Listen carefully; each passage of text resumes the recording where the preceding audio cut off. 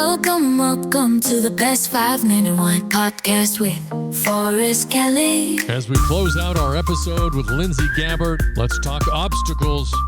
Financial, if you love to throw that word out. The salaries in Italy are comical. The Best 5-Minute Wine Podcast. We're a very multifaceted group because we have a couple of Italians in the group. Me being the American, we think about different things from efficiency to tradition. We try to make it, we just really try to make it a nice faceted. We all have our different strengths. I was the one that thought about the QR codes during COVID, about putting them on the bottle, trying to make it as easily and accessible to get to the videos that Alessandro wanted to be promoting. Right. So we all work together. Really. No one can take all the credit. Right, exactly. During the meeting, you mentioned QR code and he fell asleep, and then you mentioned about videos could be attached to that. Then he woke up. I could get behind that now.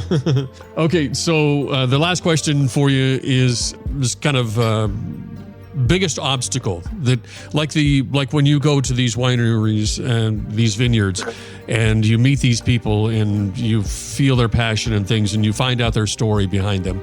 So in Lindsay's life and getting to this point in where you've got so much passion with all of these different things and you're so busy, so active, was there a big obstacle that you had to overcome to get where you are?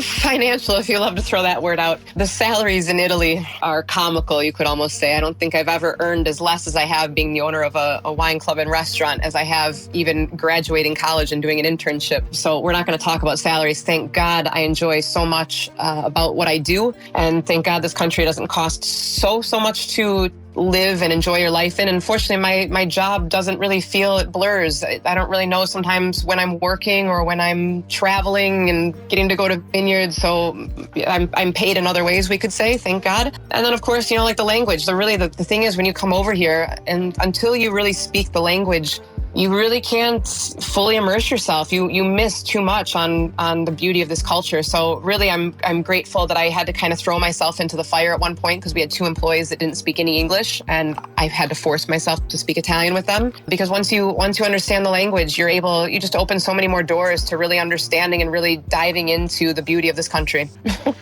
And still is going on.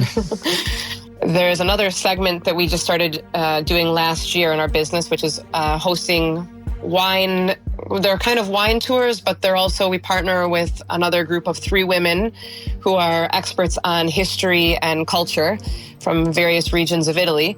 And we do kind of a wine, food, art, and culture tour for on average, they're about 6 to 9 or 10-day vacations, wine tours, where we go to the artisan producers and I manage more of the food and wine parts. Lily Pans manages the history, museums, and that portion of the tour.